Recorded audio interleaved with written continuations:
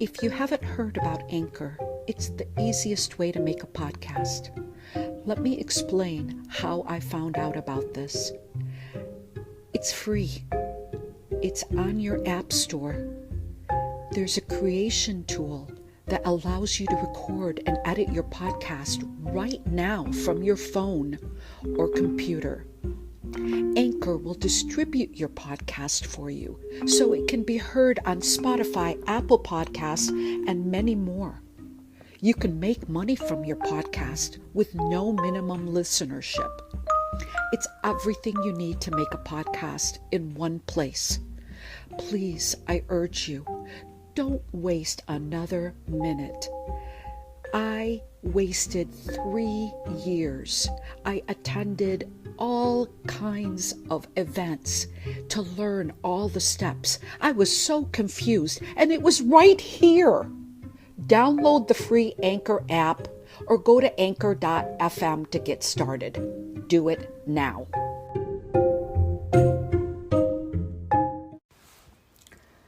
Good Sunday, March 28, 2021. For the Heart and Home podcast, I'm Sabah Fakhoury. Happy Passover and happy Palm Sunday as we begin our week. And I hope everyone has a good time reflecting. Today, we're going to talk about Harry gets a job, Sharon loses her job at CBS, and Meghan is under a microscope. So, what's been happening? We haven't talked about this in a while. I know you guys probably already heard the news. Harry not only got one job, but he got 2 jobs that it was announced within like 48 hours.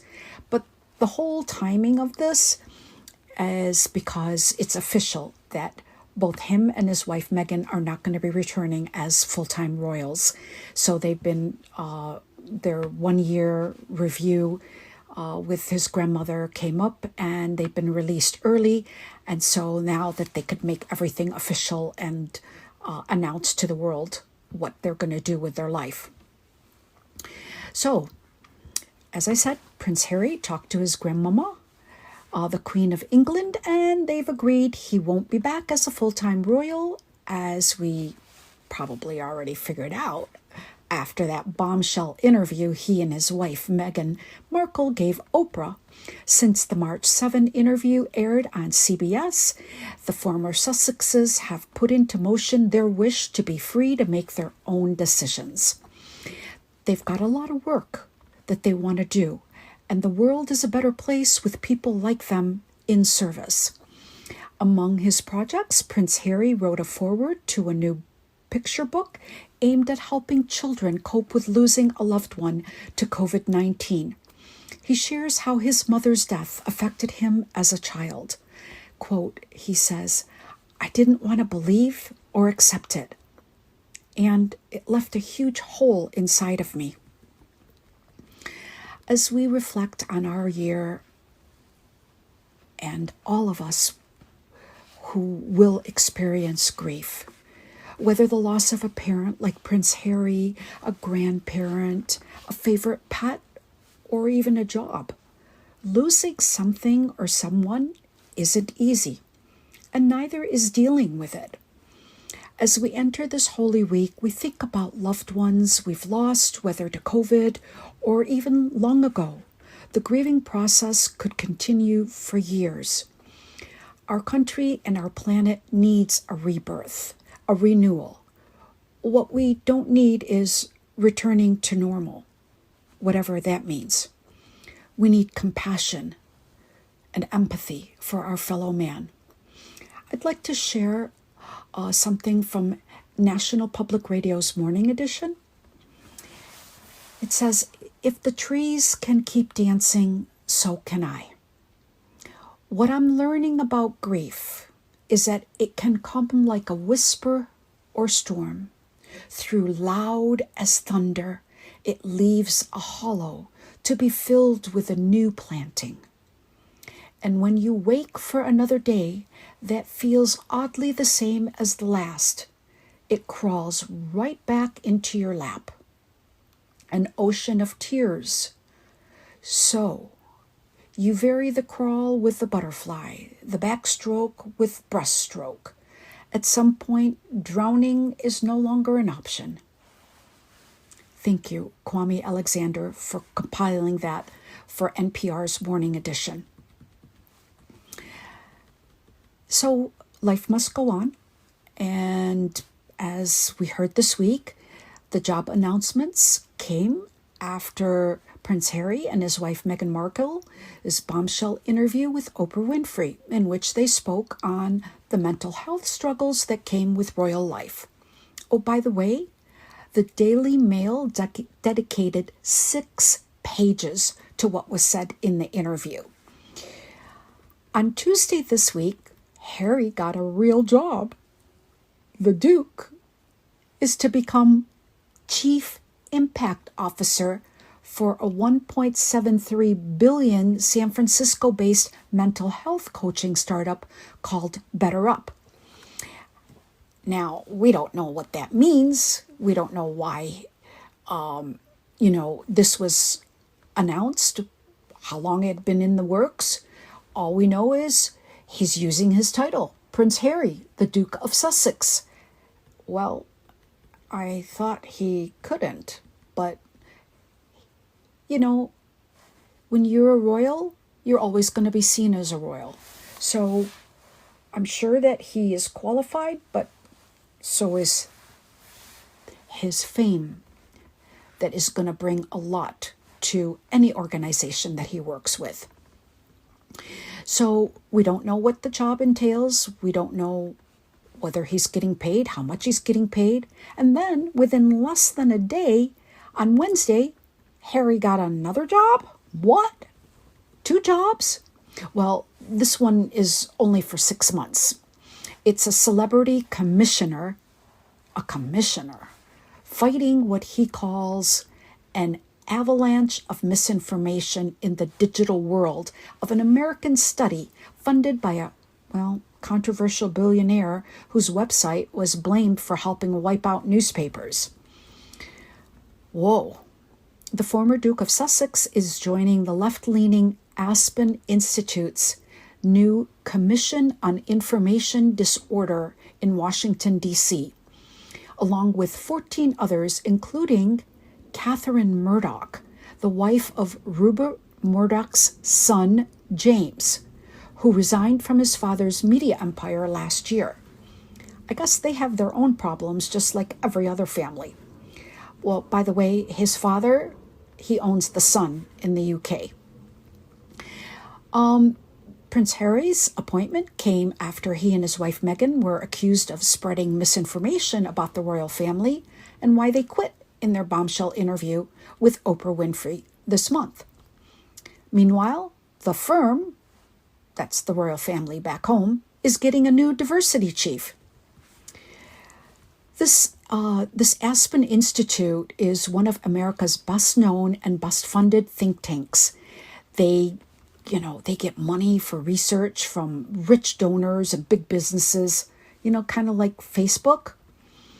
The organization's headquarters is a few blocks from the White House.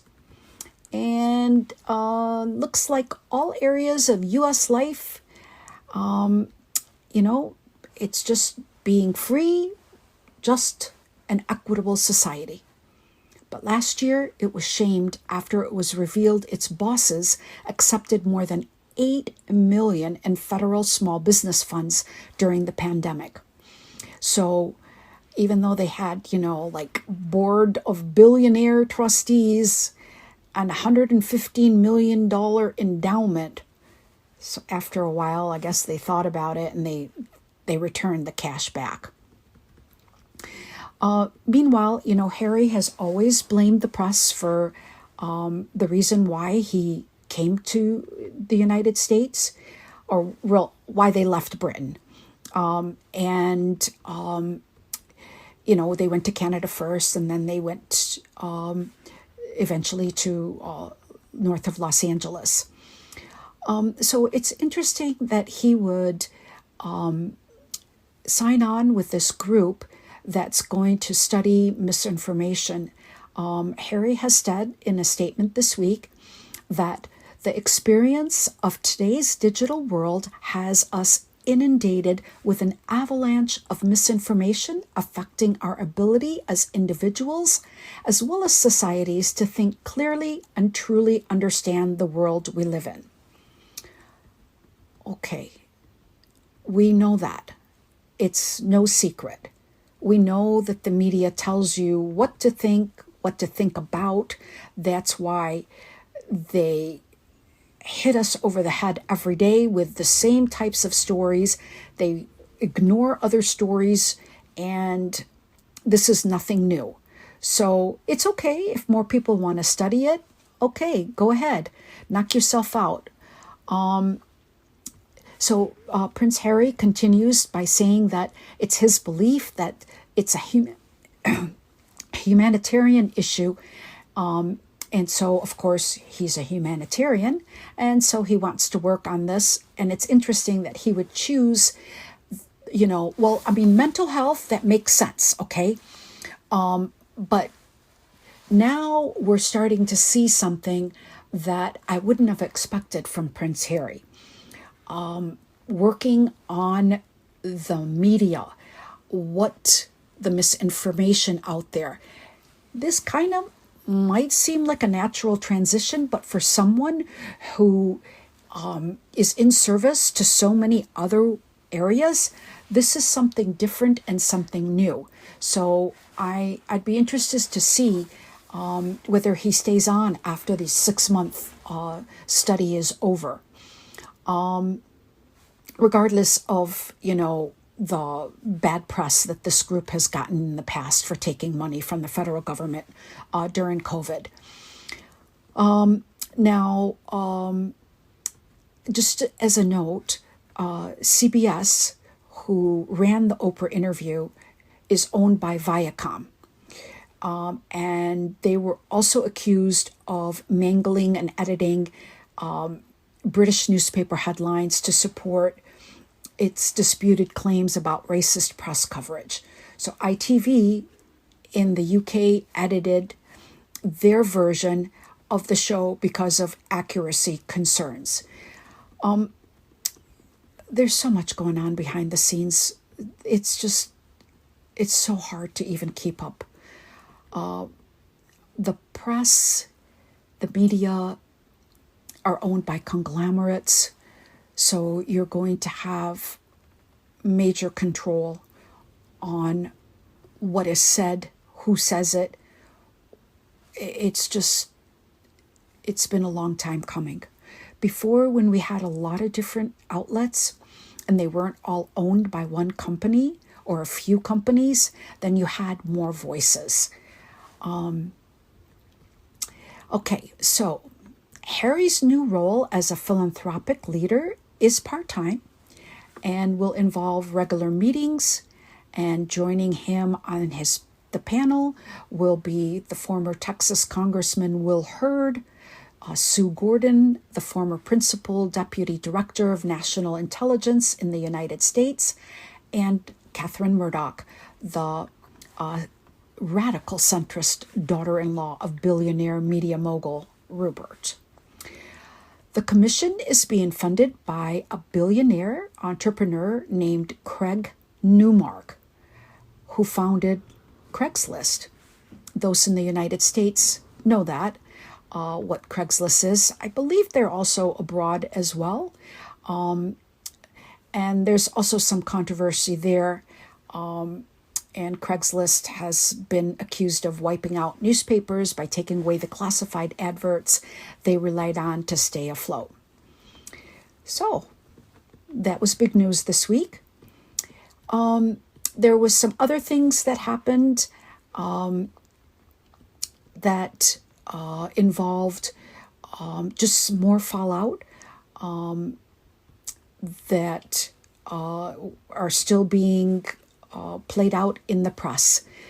Now, the first thing that we need to address is that Meghan had made a claim during the interview with Oprah that her and Harry had a secret backyard wedding. Okay, why do so many people care about that? Well, it turns out that it wasn't a real wedding.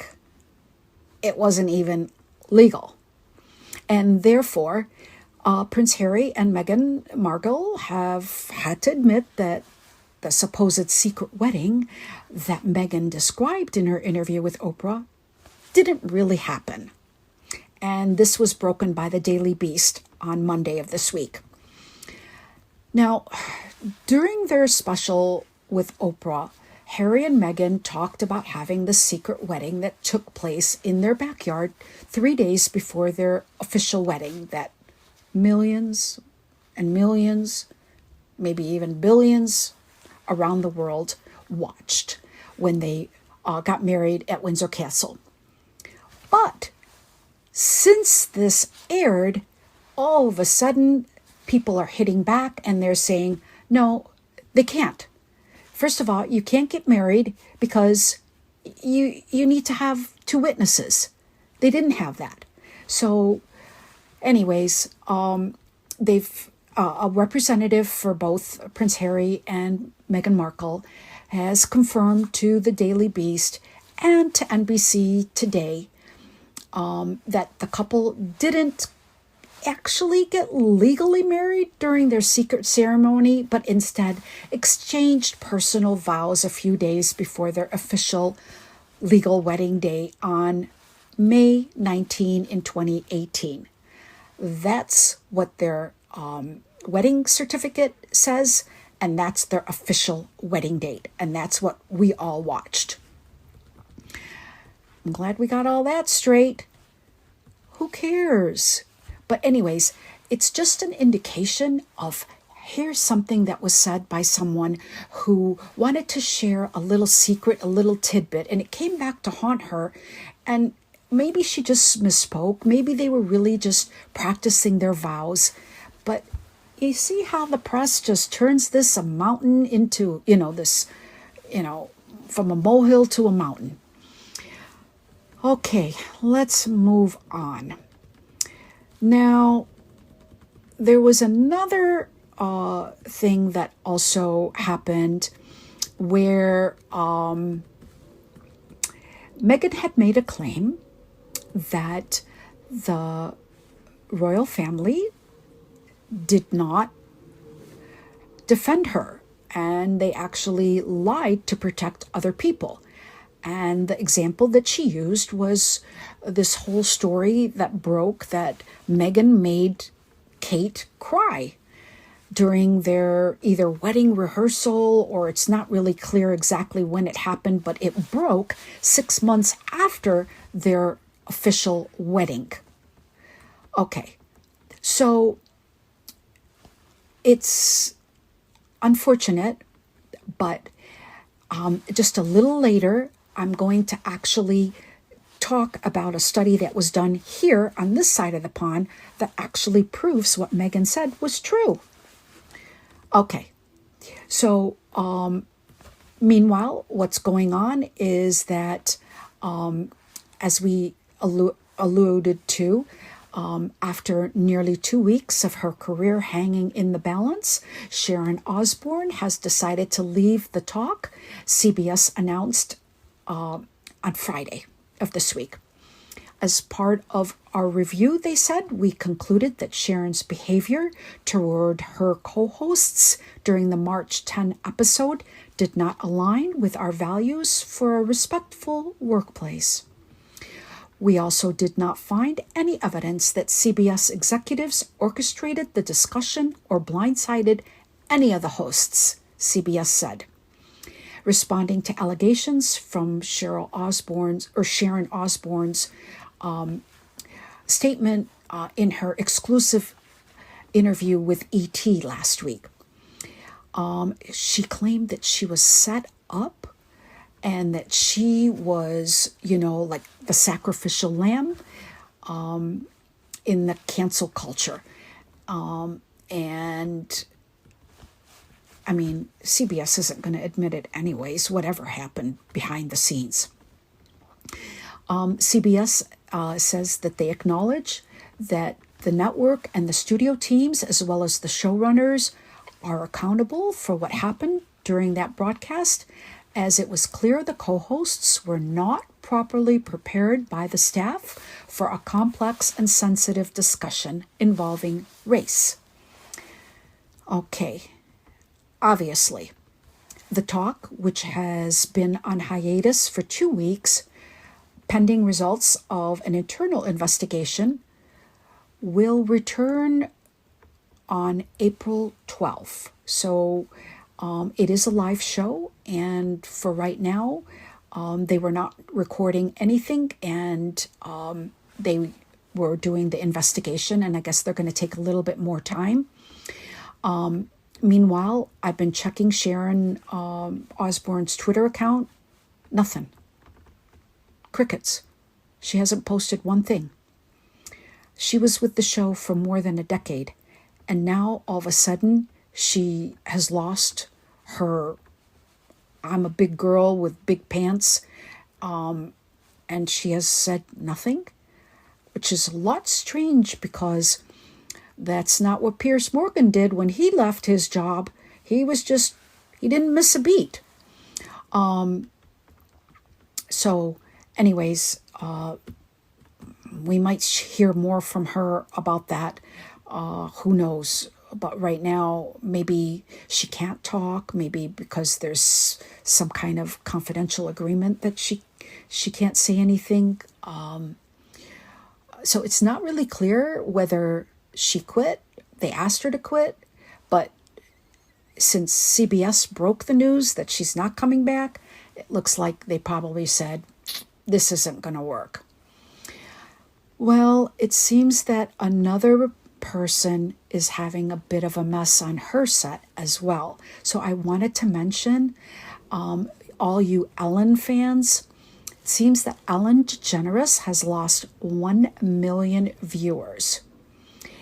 In this season's daytime talk show rankings, she is now third behind Dr. Phil with 3.1 million viewers, live with Kelly and Ryan with 2.7 million, and now the Ellen DeGeneres show is third with 1.5 million viewers. The New York Times reported that Ellen DeGeneres has faced a steep ratings decline, losing more than 1 million viewers since September after reports of a toxic workplace at her show. It is a startling setback for one of daytime television's most successful franchises. In the summer, there were accusations of a toxic workplace, and in the 6 months since, 1 million viewers have tuned out of the Ellen DeGeneres show. She failed to foster an inclusive, tolerant environment that treats its employees fairly and kindly. Bullying is the result of controlling and managing with fear. It's a symptom of narcissism and management team that lack adequate leadership skills at the top of the organization. Okay, I don't know anything about it. I'm not behind the scenes. I don't know. I can't say whether it's true or not, but it seems that viewers are turning out. Okay, now on to This is Jeopardy! What's Dr. Oz doing on Jeopardy? Okay, the fans just aren't having it. This week, Dr. Mehmet Oz, who's a heart surgeon and a television personality, he was a guest host of the game show Jeopardy! And you know, since Alex Trebek passed away, they've been having different people hosting the show. And I guess the fans really don't care for this. And they're just saying, look it, this guy just doesn't make sense to be here. So I guess, I don't know what's going to happen, but I don't know. I guess if you see somebody is, a doctor and you don't like what he says, and he has a little bit of controversy on his show for what he said in the past, then other people don't want it to be associated with their show that they love so much. I don't know. I mean, give the guy a break. Upcoming hosts will include Anderson Cooper, Savannah Guthrie, and Dr. Sanjay Gupta. So I hope that fans don't revolt about that. Meanwhile, a YouTube star named David Dobrik is losing sponsors for his podcast that include Honey, DoorDash, and HelloFresh following allegations of sexual assault involving his creator group. So, unfortunately, that is not good news. Meanwhile, with Easter upon us and a week away, I don't know if anybody's seen that Pepsi and Peeps are collaborating on a new drink that combines the two extra sweet flavors. The company announced on Thursday. The new cola is going to be dubbed Pepsi X Peeps. Mixes the taste of a Pepsi with a pillowy, soft, and sweet marshmallow flavor of Peeps. Okay, now that's really targeting a niche in a market. Okay, so the only problem is, this is the first time that Pepsi has been doing this, but you can't buy it in stores. So you're not going to get it in your Easter Bunny treat. Peeps fans, well, you got to win it, all right? So Pepsi is giving away 3,000 packages through its hashtag Hanging With My Peeps. That's PEEPS contest. Each winner, which uses that hashtag and tags Pepsi on Instagram and Twitter, showing their spring celebrations, will receive a package containing 3 7.5-ounce mini cans in bright yellow, pink, and blue colors. Okay, so I guess people will be having some fun this Easter. I don't know. Are you a Peeps fan? I really never bought those marshmallows, so I don't even know what they taste like. And as you know, I stopped drinking Pepsi a year ago, last January. So no, I won't be trying that. But I guess there's a lot of people that are into it. There are about 2 billion Peeps that are produced annually. And I guess that's a big enough niche for Pepsi to target them.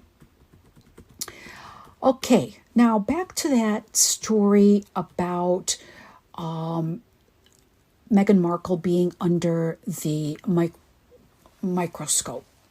So Ellie Hall from BuzzFeed, she's a news reporter in Washington, decided to look into that claim, and she reviewed what was published about Meghan Markle and Kate Middleton to show what really happened in the press and whether the royal press office defended them or not. And, well, she looked at 26 stories that show that the palace press team defended Kate and not Meghan. This is very interesting. It's a lot of work looking at past articles, but basically what it entails is that anytime something might not have been right, the press for the royal family would come in and make a comment and try to correct it if it involved the Duchess of Kate. And then if it involved the Duchess of Sussex, Meghan Markle, they would come back with, well, no comment. So it seems that that claim that Meghan has made bears true in when you look at the articles. And I think that they probably felt that they were mistreated and it wasn't fair. You know, members of the royal family, they rarely issue personal statements, and you know, it's like you don't say anything. And what's interesting is even this week, where all of a sudden Prince William, that's Prince Harry's brother, who's second in line behind his father to be king, his friends are now all of a sudden talking and they're giving interviews.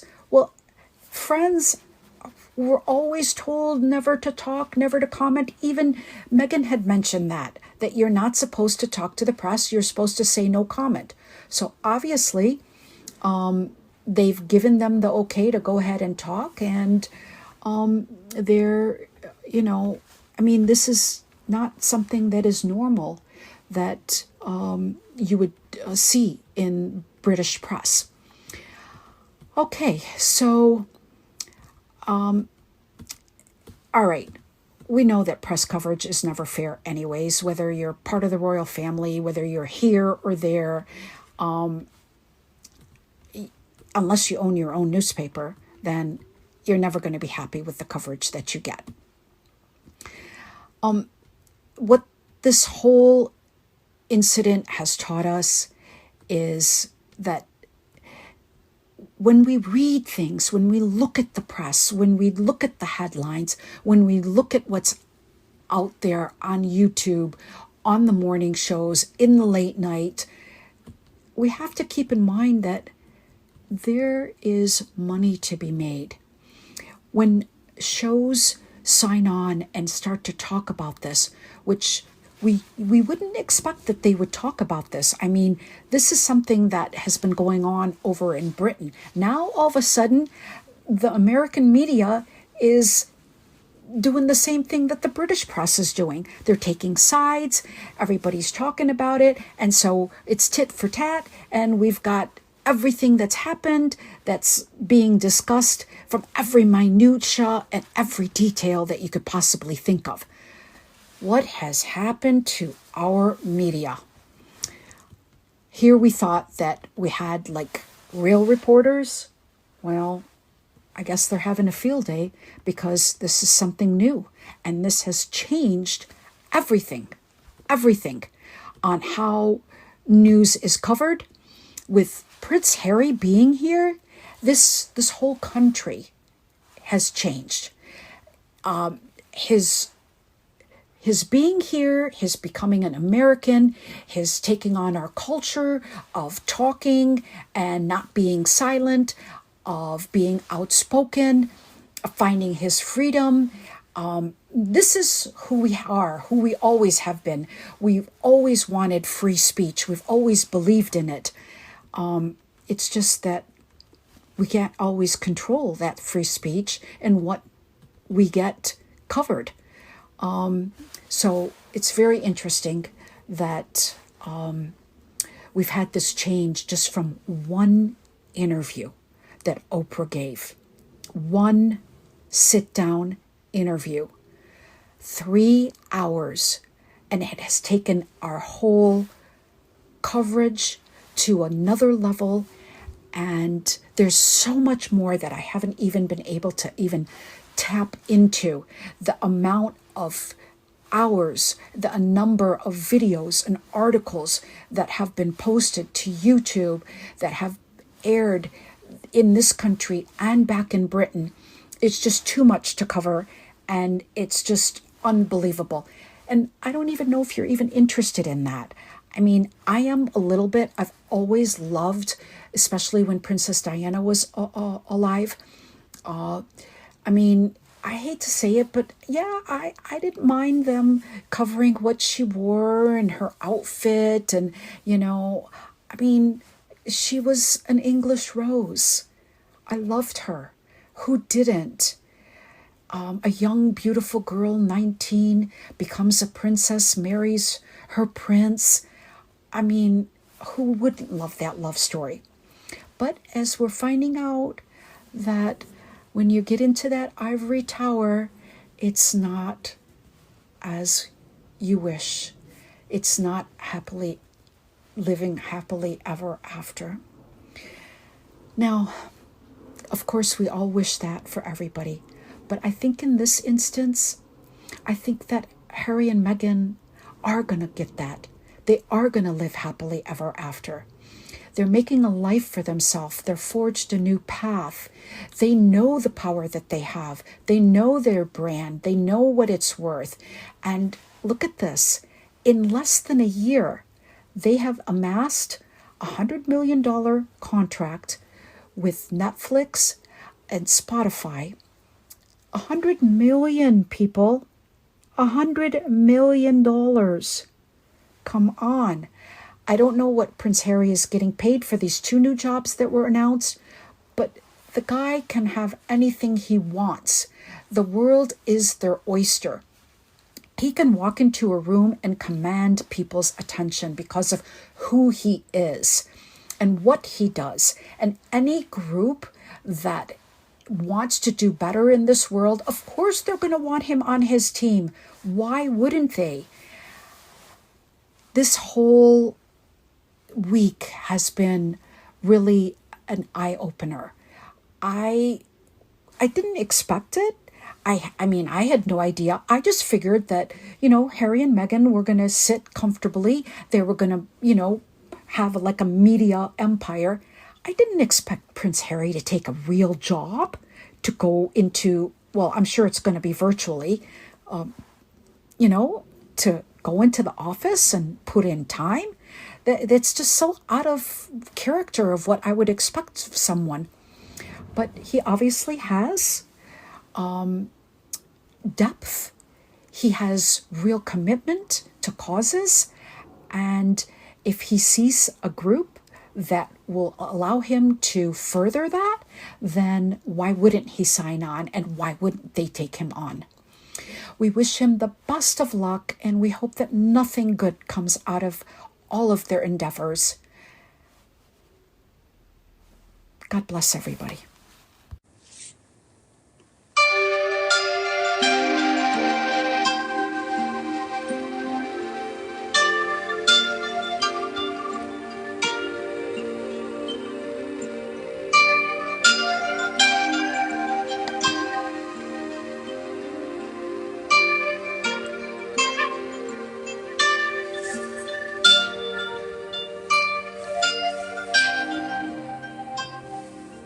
For the Heart and Home podcast, I'm Sabah Fakhoury.